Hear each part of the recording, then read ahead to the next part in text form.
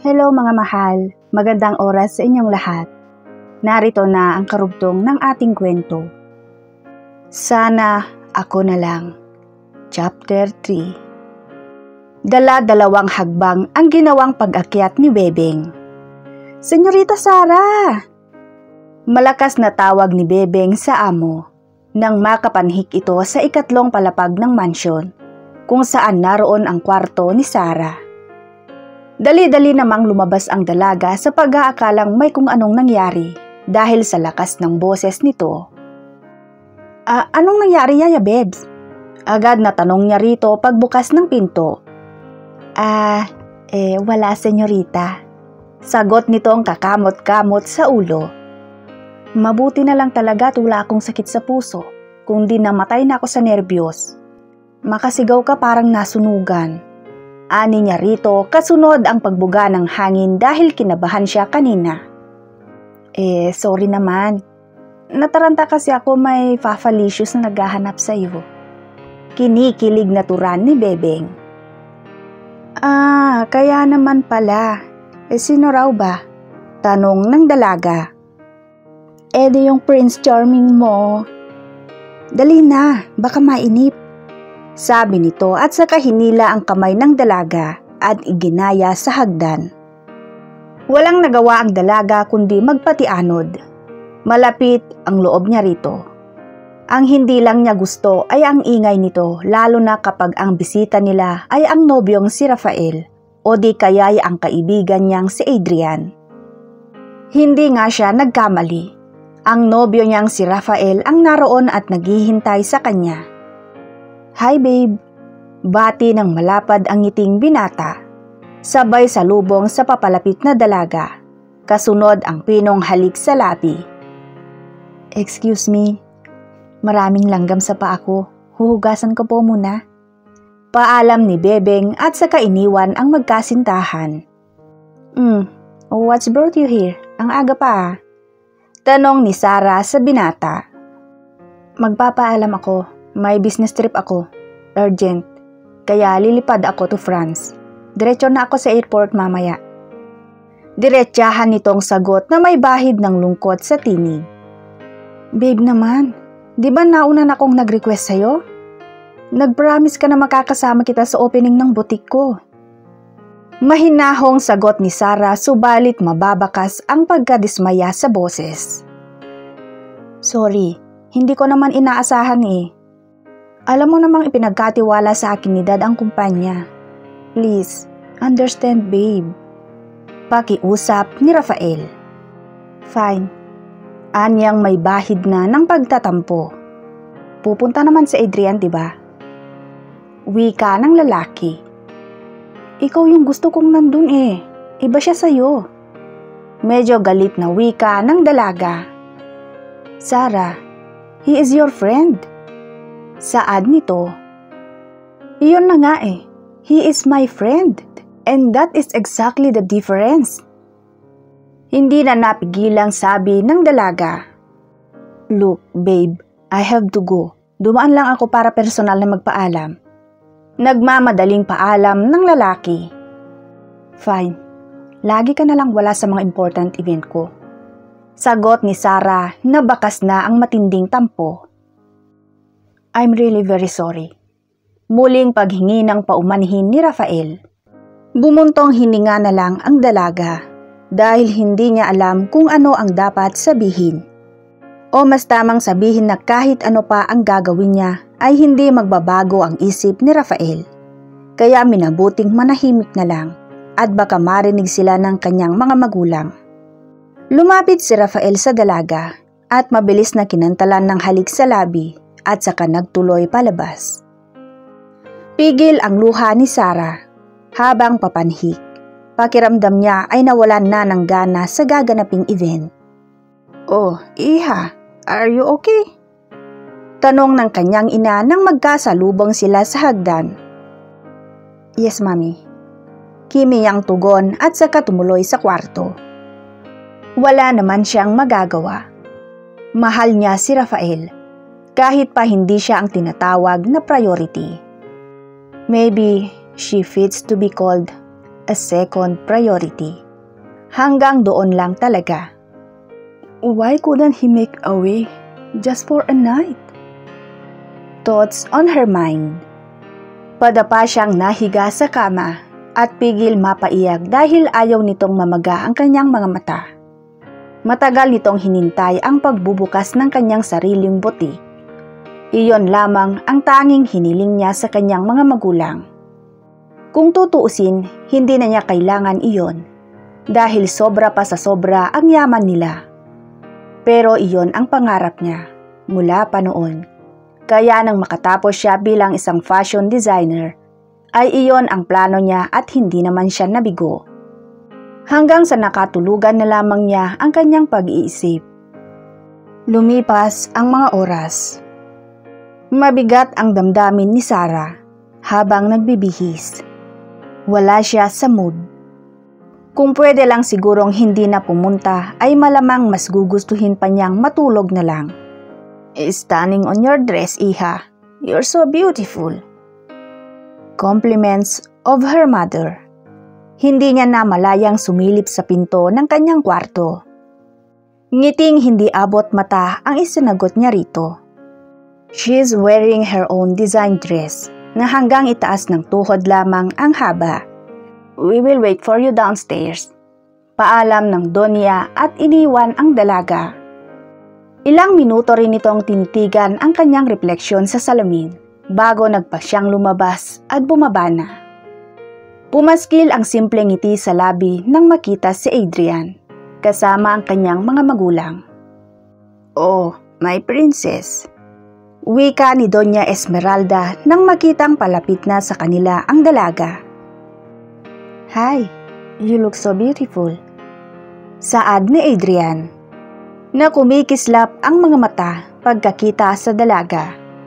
Nabuo pa nga ang isang imahinasyon habang nakatingin sa kaibigan. Thank you.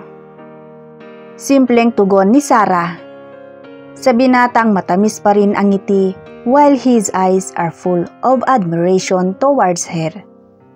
Alam nitong may lungkot na nadarama ang dalaga dahil tinawagan siya ni Rafael to be with her. Let's go, baka matraffic tayo. Yakag ni Don Sebastian sa kanila. Magkakasunod na silang lumabas. Maya-maya ay binabaybay na nila ang daan patungo sa kinaroroonan ng butik na ipinatayo ng dalaga. Ayaw na niyang bumalik pa sa New York, kaya hiningi niya ang pwestong iyon sa kanyang mga magulang upang gawing butik para sa kanyang pagdidisenyo. Iha, is there something wrong? Hindi na napigilang magtanong ng Don sa dalaga. Dahil kanina pa nito napapansing napakatahimik at parang napakalalim ng iniisip. Nothing, Dad. Simpleng tugon ni Sarah sa ama. Are you sure? Kanina pa namin napapansin na matamlay ka eh. Paniniguro ng Don. I'm fine, Daddy. Sagot niyang ni hindi man lang ngumiti. Come on, baby. Tell me, what's bothering you? Pangungulit ng Don. It's just about Rafael, Dad. He could not make it to be with me tonight. Pag-amin niya, pigil ng dalaga na wag malaglag ang kanyang mga luha dahil siguradong masisira ang make-up niya. What? But why? Medyo naguguluhang tanong ng Don. He has a business trip, Dad. Don't be sad na. This is your night, anak. You will enjoy even without him. We're here for you. Turan ng kanyang ina, habang si Adrian ay mataman lang na nakikinig sa kanila. But he promised. Mangiyak-ngiyak niyang sabi. Princess, nowadays, promises are made to be broken. Saad ng Don. Pag ganun, senyor. Sabat ni Bebeng. Isinama nila ito upang may mag-asikaso mismo sa dalaga sakaling mayroong kailangan. Saan mo na naman nakuha ang salitang yan, Ate Bebs? Tanong ni Adrian. Fafa nagkalat na sa social media yan. May meaning na nga sa Google eh. Sagot ng babae. Ganon ba? Ganon nga. Natawa ang mga ito dahil sa mga pinagsasasabi ng yaya ni Sarah. Ayan, napatawa ko rin ang maganda kong alaga. Wika ni Bebeng nang makitang napangiti si Sarah. You never failed, yaya. Sagot ng dalaga. Aba senyor, ang bonus ko ha. Biro nitong muli. Sino? Yung gwapong messenger ng kumpanya? Biro ni Don Sebastian. Senyor naman, saang bandang gwapo ron? Anyang napangiwi. Iyon kasi ang tinutukso sa kanya ng mga ito. Anong gusto mong bonus? Tanong ng Don. Senyor, tinatanong pa ba yan? Alam nyo na yun. Sige na nga, pero bukas na ha. Sagot ng Don. Yehey! Saved by the bell na naman. Hindi mababawasan ang nakatago kong ipon. Masayang wika nito at naitaas pa ang dalawang braso. Ganon lang sila. Lagi kasing sinasabi ng butihing Don na kapag napangiti nito ang dalaga ay may bonus ito. Ilang sandali pa ang nakalipas bago pumarada ang kanilang sasakyan sa harapan ng isang malaking building. Heartlace Boutique. Malaking pangalan ng gusali. Marami-rami na ang mga tao sa labas niyon na naghihintay sa kanilang pagdating. Ilang minuto pa ang kanilang pinalipas. Eksaktong 9:00 ng gabi ay ang cutting the ribbon ni Sarah. Binasbasan ng pari at pastor ang buong gusali. Napangiti ang dalaga habang pinagmamasdan ang kabuuhan ng butik. Naroon rin maging ang mga staff niyon at ang ilang mga disenyo niya. Hey, are you okay? Tanong ni Adrian kay Sarah. Yeah, kiming tugon ng dalaga. Pwede, may chemistry. Biglang sulpot na si Bebeng. Ate naman, nakakagulat ka. Saad ni Sarah. Alam mo, senyorita, kung wala ka lang jowa, ipagtutulakan kita rito kay Fafa E. Aba, complete package na rin oh. Seryosong wika ni Bebeng. Tumigil ka nga, mamaya may makarinig sa'yo. Iba pang isipin nila. Saway rito ng dalaga. Sorry na agad. Pinapatawag ka pala ni senyora. Saad ni Bebeng. Sige, maiwan ko muna kayo. Bahala ka muna kay Adrian ha. Saad ng dalaga. Tumango na lamang si Bebeng. Pag-alis ng dalaga. Fafa, Sir A, wala ka bang crush kay senyorita Sarah? Alam mo, mas bagay kayo. Tanong ni Bebeng kay Adrian. Bakit mo naman naitatanong yan? Kaibigan ko siya. And as a friend, kailangan naman talaga minsan sa ganitong happening, diba? Turan ni Adrian. Malayong sagot sa tanong ni Bebeng. Iyon lang ba? Daig mo pa yung jowa niya eh. Pero kung wala ba siyang jowa, liligawan mo? Ang kulit mo talaga ate babes. Gusto mo ikaw ang ligawan ko? Biro niya rito. Fafa eh, alam mo, ngayon ko lang napagtanto na hindi pala ako tao. Nangunot ang noo ni Adrian. Ano? Maikling sambit nito. Bagay sa'yo. Biro nito. Hindi mapigilang mapangiti ni Adrian sa tinura ni Bebeng. Malapit din naman ang loob niya rito dahil bukod sa palabiro ay mabait din at magaling makisama. Uy, Fafa A, joke lang yun ha. Ani nito nang biglang natahimik ang binata. Alam ko po, sagot ni Adrian. Kung ikaw ba mabigyan ng pagkakataong ligawan si senyorita, liligawan mo ba? Tanong ulit ni Bebeng. Siguro po, pero alam naman natin kung gaano niya kamahal si Rafael, diba? Kaya be happy na lang tayo for them. May bahid lungkot na turan ni Adrian. Galing ba sa puso yung sinasabi mo? o my heart's feeling. Ikaw ba, Ate Bebs, naranasan mong umibig? Paglilihis niya sa usapan. Oo naman, pero hanggang tanaw lang. Sagot ni Bebeng. Okay po. Tara doon sa table. Magkwentuhan muna tayo habang busy pa si Sarah. Yakag niya rito. Tumango lamang si Bebeng saka sumunod sa binata. Lumipas ang ilang oras. Unti-unting nagpaalam ang mga naging bisita ni Sarah. Naging maayos naman ang lahat kahit wala ang isa sa pinakaimportanteng panauhin sana ng dalaga. Panandalian niya munang naisantabi ang kaunting hinanakit sa nobyo at nakisaya sa mga dumalo at sa kanyang mga kaibigan. Congratulations once again, girl. Saad ni Karen. Thanks for coming, girl. Sus, syempre naman, best friend ko yata ang nagbukas ng butik. Ngumiti siya rito. I have to go. Bye. Paalam na nito. Kumaway na lamang si Adrian sa kanilang papaalis na kaibigan. Salamat pala sa pagpunta ha. Ani Sarah rito nang sila na lamang dalawa.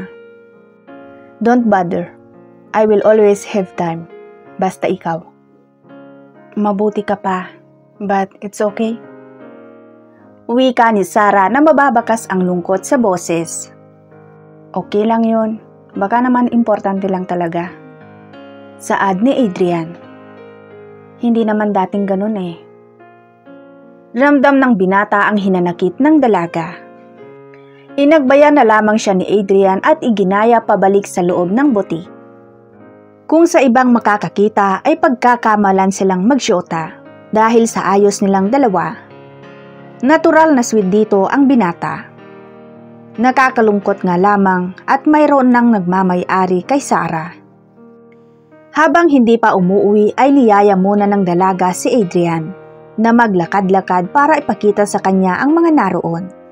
You are really good in designing, Sa. Congratulations. Wika ni Adrian na namangha sa mga nasa paligid. Thank you. Sambit ni Sarah na sinundan ng malalim na buntong hininga.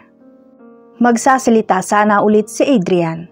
Subalit nahagip ng kanyang mata ang wedding gown na naiiba ang disenyo sa mga pinakita ni Sarah. That's amazing. Wika niya na hindi inalis ang tingin sa gown na napakaganda. Bahagyang ngumiti si Sarah. You know, that will be my wedding gown. Saad niya. Really? Wow. You will be the most beautiful bride.